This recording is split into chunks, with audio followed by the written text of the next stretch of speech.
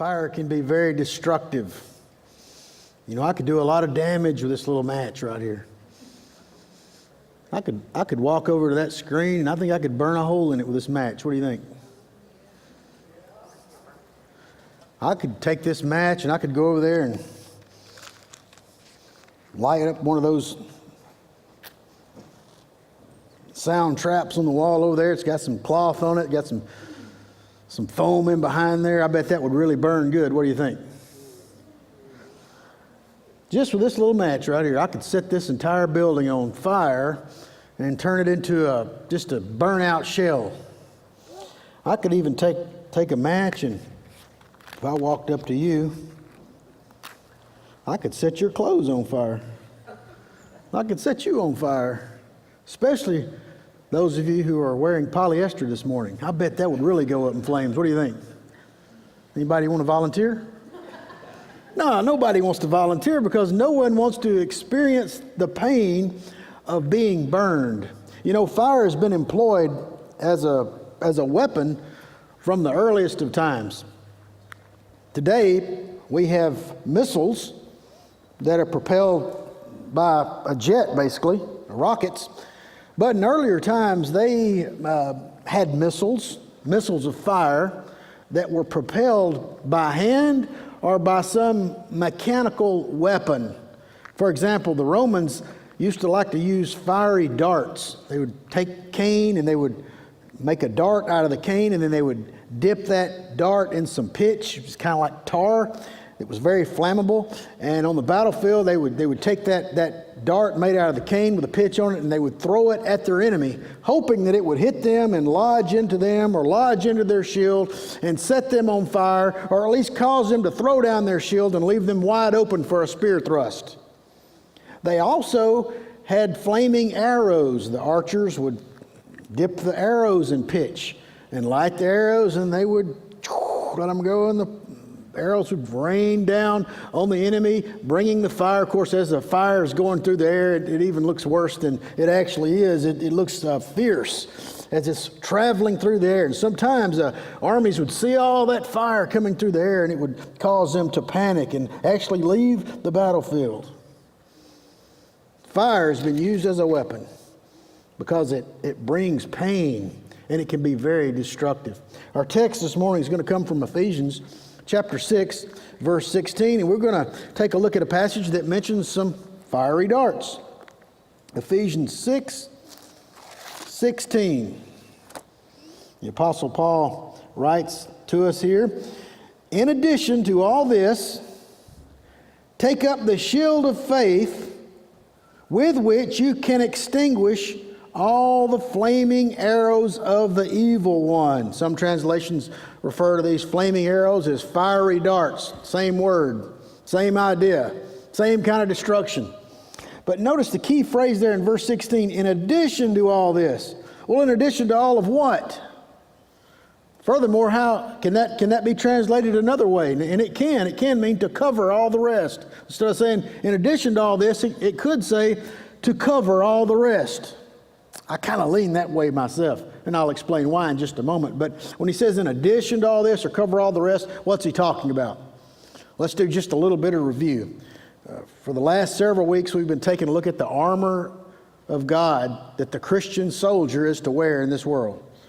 The apostle tells us we're all engaged in a spiritual battle. We have an enemy. He's the devil. We refer to him as Satan. He has his minions. He has his demons. They're organized and they're against us. They're after entire countries. They're after individuals. Their goal is to take us down. Misery loves company. They have a miserable destiny ahead of them, and they want us to share it with them. And not only will we be miserable in the next world for eternity, but they want us to be miserable right now. I've heard it said the closer you get to the devil, the worse he treats you. That's true. So he's throwing these fiery darts at us. And we're in need of some safety equipment. And so far we've talked about the belt of truth. Keep in mind, Paul's in prison right now. He's being chained to a Roman guard 24/7.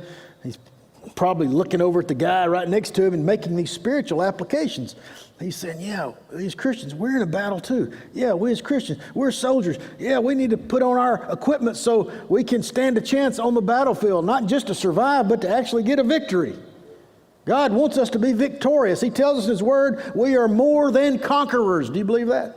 I believe it too. But if we're going to be a conqueror, we must have on our safety equipment. First, He says we must put on the belt of truth. That means be devoted to God's truth and His Word. God wants us to worship Him in spirit and in truth, so it's important where you go to church. It's important what your church believes. We want to worship God in spirit and truth. Devote your life to learning the truth. Also, it has an ethical dimension to it as well. Not only do we learn the truth of God's Word, we're supposed to live it out. Live out this truth. Be an honest person. Be a person of integrity. Keep in mind, the belt kind of held everything together.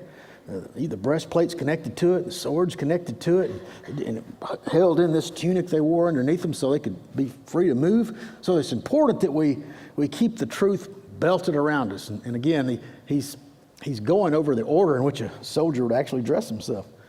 So we start with a belt of truth. Keep that on. Next, he tells us we must have the breastplate of righteousness.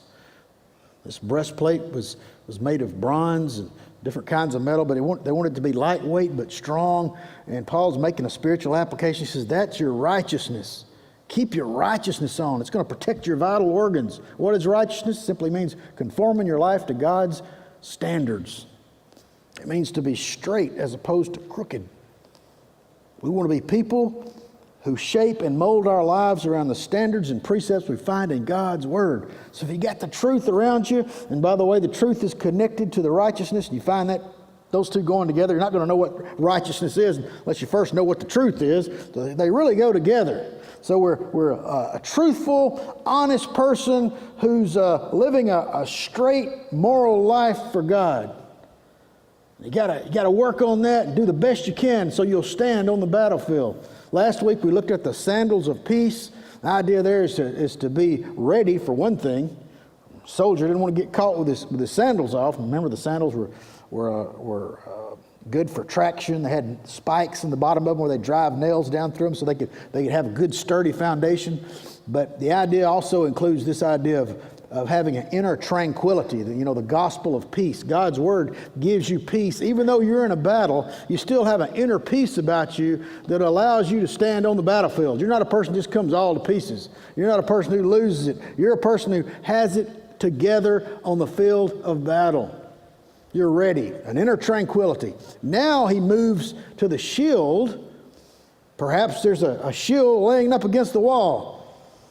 As Paul's writing this, he's looking that soldier over. Maybe there's a shield over there against the wall. I don't know, maybe not, but he's definitely picturing a Roman soldier, and he's picturing a shield. And before we make the spiritual application, let's talk a little bit about this shield.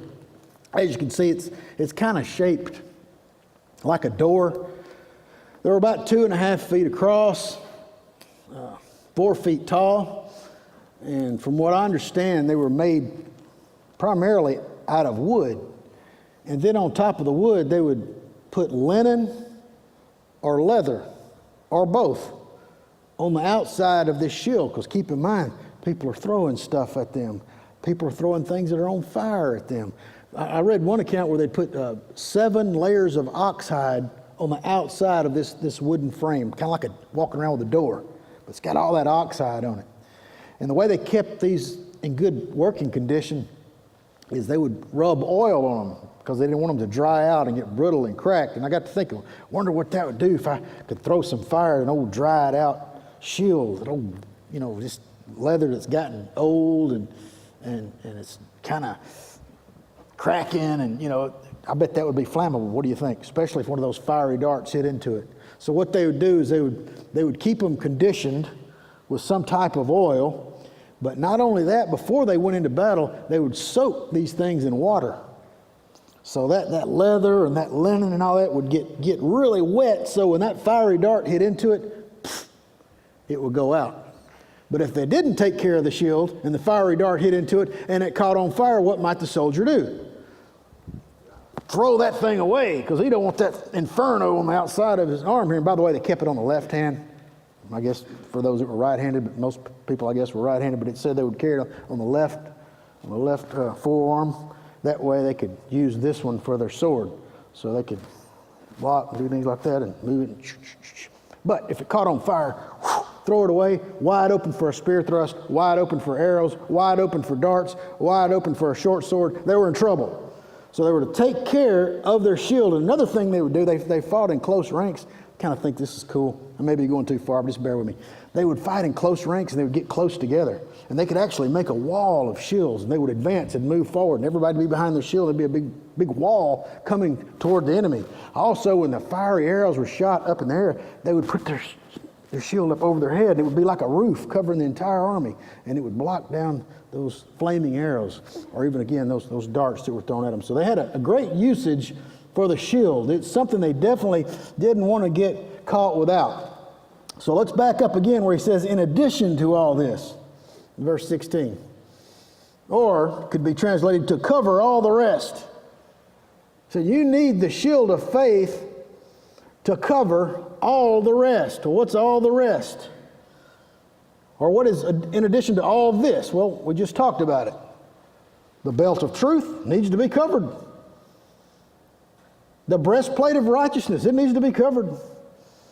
Even the sandals, they need to be covered. In addition to all this, you need the shield. And what's it called? It's called the shield of faith. Without the shield of faith, we are dead meat. Or maybe I should say we are dead spirit. We have to have faith, or we're not going to survive. In short, faith is our spiritual protective shield. It's not enough just to have the truth. It's not enough just to have the righteousness. It's not enough just to have the feet fitted with readiness. You must also have faith. For example, what good would it do us to be ethically truthful and have no faith? Remember what Paul says in Ephesians 2:8? He says we're saved by grace through faith. We get this unmerited favor we do not deserve through faith. You start to see how important faith is? We can't even get God's grace without it. God said, I have a wonderful gift for you. My grace, my unmerited favor you do not deserve it. I'm going to give it to you anyway. Where you can spend eternity with me in heaven. But in order to access the grace, you got to have faith. Faith is so important. So again, it wouldn't do us any good to be truthful if we didn't have faith. Or what good would it do to depend upon righteousness if we didn't have any faith? For one thing, you can't be good enough. We've all failed. The Bible says it. You may think you're perfect, but I got news for you. The Bible says you're not. All have sinned, the Bible says, and fallen short of the glory of God. So even if you could be perfect from here on, you still got the sin to deal with. So even if you could be the best you could be, without faith, you'd still be in trouble. Or what good would it do if you had inner peace and tranquility, but no faith? You see, being honest is not going to save us. Our attempt at righteousness is not going to save us. Being at peace within is not going to save us. No, it's our faith in God. That's what saves us. That's why you need this shield in addition to all these other things we've been talking about. We have to have faith. Okay, well that brings us to the next very important question is, what is faith? A lot of different ideas out there about what faith is. Well, faith has several shades of meaning. Let's take a look at some of these shades of meaning, the big important ones. Number one is acknowledging God exists. That's a good place to start. Amen to that? Acknowledge that He exists. God says, we should be able to look around in this world and realize that He exists. I mean, evidence is all around. God's fingerprints are all over this world. If it takes more faith to believe all this just came together than to believe God created it, in my opinion. I mean, there's too much order. Your body's like a machine. God designed you and created you. Evidence is all around. So that's where we begin acknowledging His existence. But there's also this idea of trust connected with faith. Taking God at His word. Believing God is who he says he is. Believing that God's going to do what he says he's going to do. Closely associated with that is the idea of assurance. We have this assurance that God is real. Also, there's this idea of conviction. Also, there's the idea of surrender. All these ideas are kind of tied up in this word faith. I've heard some people say we should translate it faithfulness instead of just faith. Faithfulness is certainly there, and we're going to get to that in just a minute. I like what Warren Wiersbe says. He says, faith is not simply saying that what God says is true. True faith is acting on what God says because it's true. Let me say that again. Faith is not simply saying that what God says is true. True faith is acting on what God says because it's true.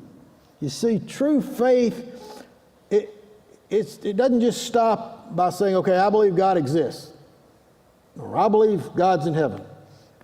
I believe Jesus died on the cross.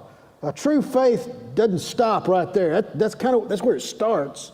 But a true faith issues in action. It produces something. You know, God's word tells us that faith without works is dead. That's the idea here. A true faith that's a saving faith, a shield that's going to do you some good, is a faith that actually does something for God. It moves. It's productive. It doesn't just sit there. It's not by itself. You know, James even tells us nobody's saved by faith alone. So I like to tell people, you know, if your faith is alone, you got big problems. Because our faith is supposed to be living and active. Again, we're not saved by works, so please don't misunderstand me. We're saved by grace, but how do we get in the grace? Through faith. In the book of Hebrews, some people refer to Hebrews chapter 11 as the hall of faith. Instead of the hall of fame, it's the hall of faith. And the Hebrew writer lists all these biblical characters who demonstrated faith. The kind of heroes of the Old Testament. And so he puts them in this chapter that's about faith. For example, here in Hebrews 11:1, it says, now faith is being sure of what we hope for and certain of what we do not see. There's your good definition of faith, right out of the Bible.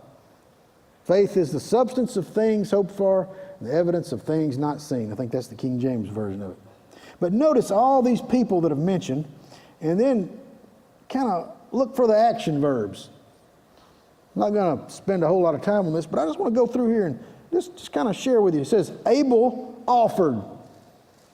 Okay, he's got faith, so what did he do? He offered God a better sacrifice.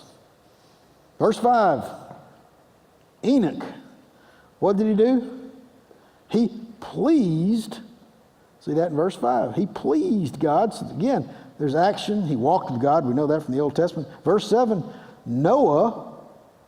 Then it goes on to say, built. See the idea? They have faith, and then their faith does something. What did Noah do? He believed God, so he got to work. He started building the ark. Verse 8, Abraham obeyed and went. And then in verse 17, Abraham offered. Verse 20, by faith, Isaac blessed. Verse 22, Joseph gave. Verse 23, talking about Moses' parents, they hid him. You can keep going here. Verse 29, by faith the people passed through the Red Sea.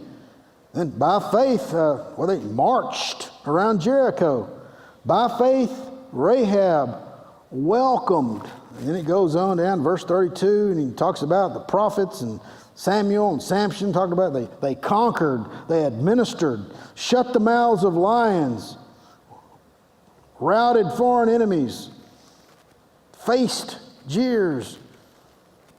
It just goes on and on. What I want you to do as your homework is to go and look at Hebrews chapter 11 this afternoon and read through that and just take note of how real faith is an active faith.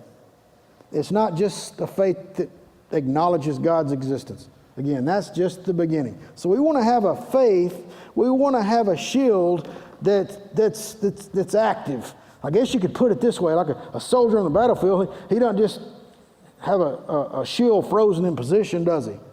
The shield's moving, right? It's action, moving the shield around. God wants a faith that's like that, a faith that moves and does things. Listen to what 1 John chapter 5, verse 4 says. This is from the New American Standard Bible. It says, "This is the victory that overcomes the world, our faith."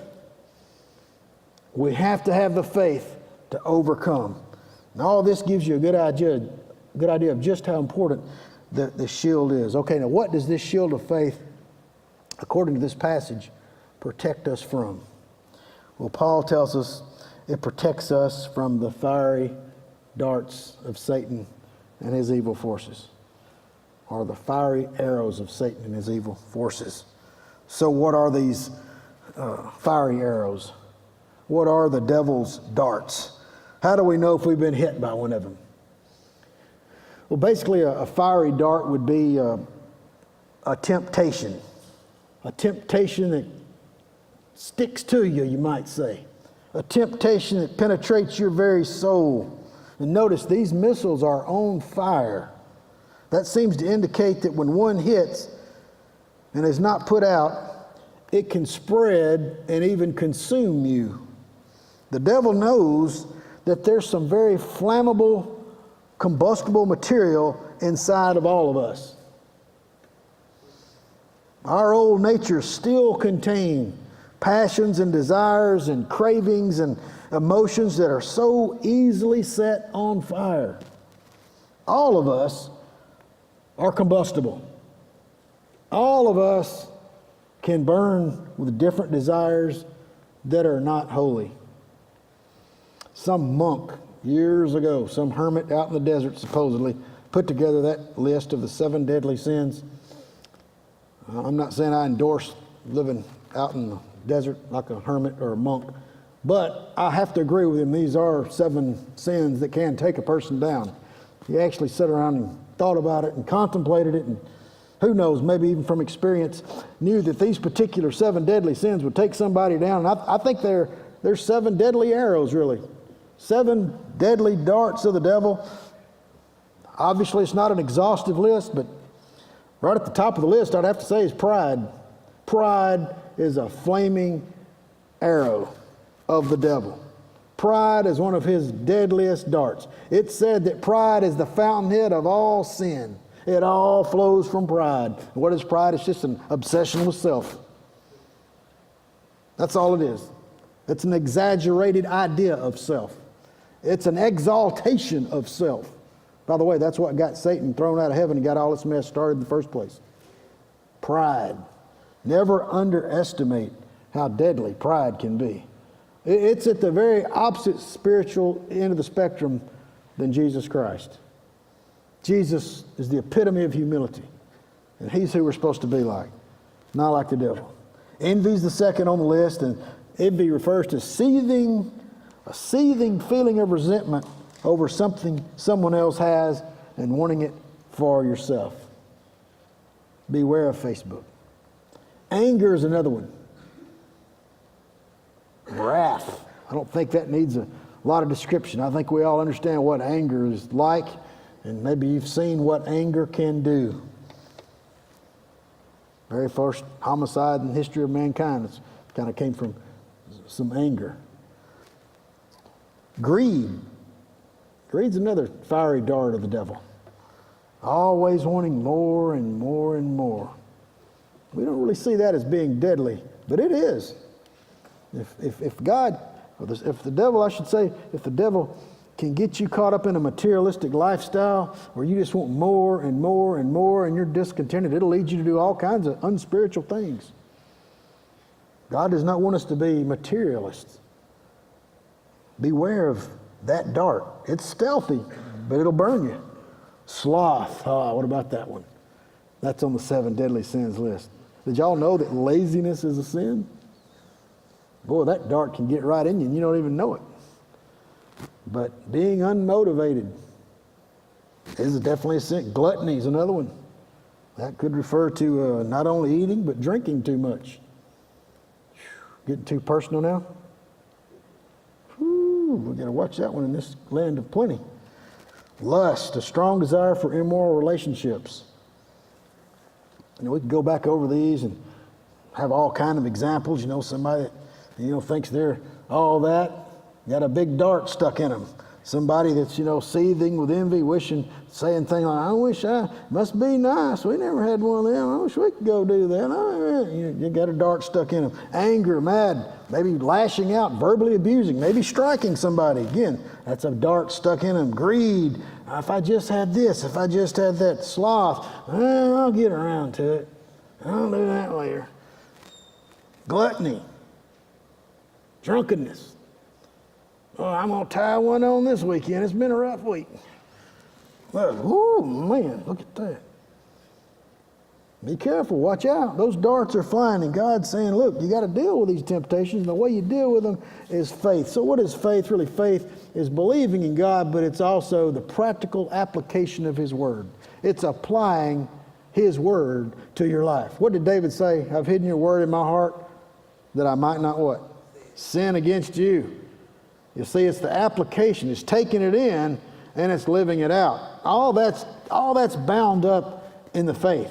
So we have to know the truth in order to be righteous.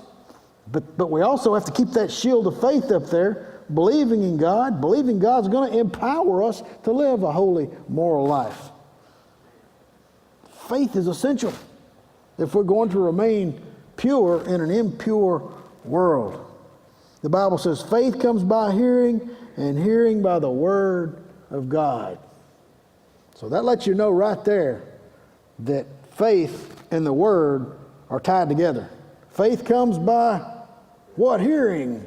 So your faith, hopefully this morning, is even being built up a little bit more as you're hearing the Word of God. Faith comes by hearing, and hearing by the Word of God. So God's Word, not just on Sunday morning, but through the week, at Bible study on Wednesday night, or at home when you're reading God's Word, taking that Word in, it builds you up, it strengthens your shield so that these fiery darts don't stick into you near as well.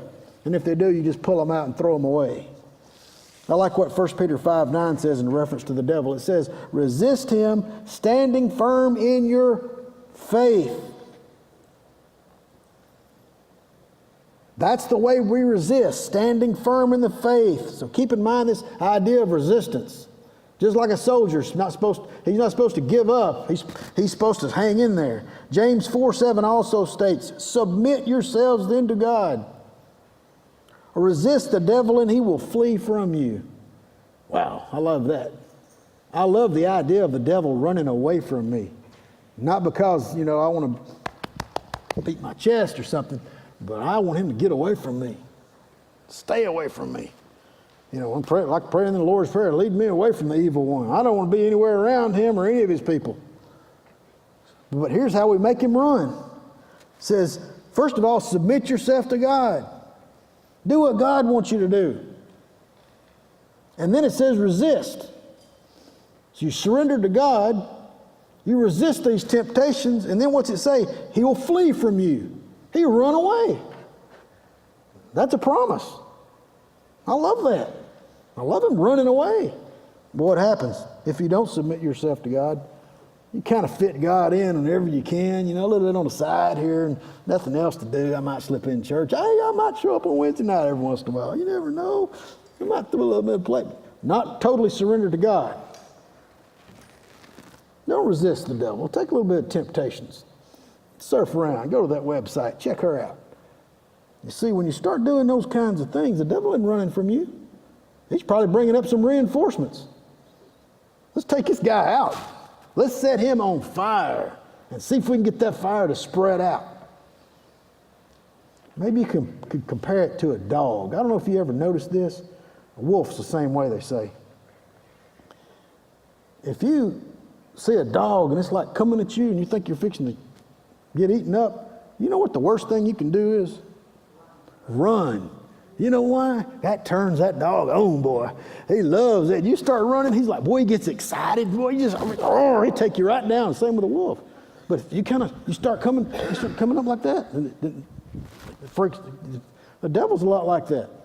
You submit yourself to God and you resist him, says he takes off. But if you're not surrendered to God and you just kind of playing around, you're not serious about resisting, that's getting him excited. He's coming on. He's throwing more darts. He just sets you on fire. Take you completely down. I got a little demonstration here. I hope I can do this.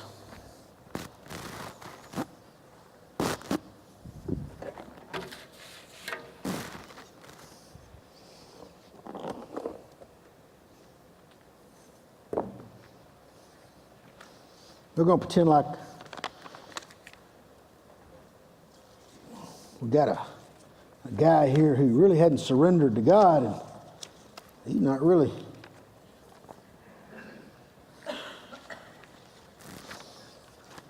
taking God serious. Studying the Word, and forget that. He ain't got time for that. Get a little Under Armour shirt on.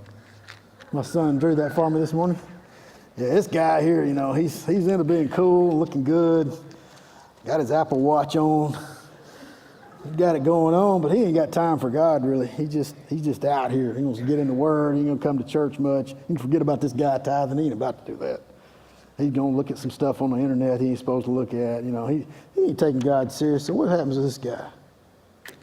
What's gonna happen to him? Think he'll burn? What do you think?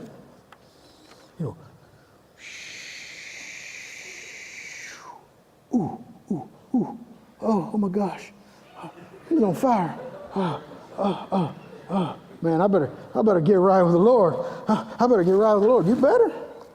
We might have been able to save this guy. I don't know. Okay, yeah. And now we got this other guy here. Now, he's not quite as fancy. He don't have his Under Armour shirt on. If you got an Under Armour shirt, I'm not picking on you. I'm just having fun with that. He got his Walmart clothes on. Just kidding. You might be wearing Walmart. Better be quiet. I'm going to get in trouble up here. He's just a plain dude. You know what I'm saying? But he loves the Lord. He loves the Lord. In fact, he's been to church this morning. He's even got his shield of faith here. He's going to put that shield of faith up there. I wonder if he'll burn. I wonder if he'll burn up. But he won't burn. Got that faith shield up there. He sees it coming. Hey. What's up with that? You know what? He has his shield. There's some burn marks on it, but it didn't get to him. He stayed protected. You know why? He's got a shield, and not only he got a shield, he's had a shield soaked in water. That's why he didn't catch on fire. So my point to you this morning is this. If you take care of your shield, it will keep you from burning.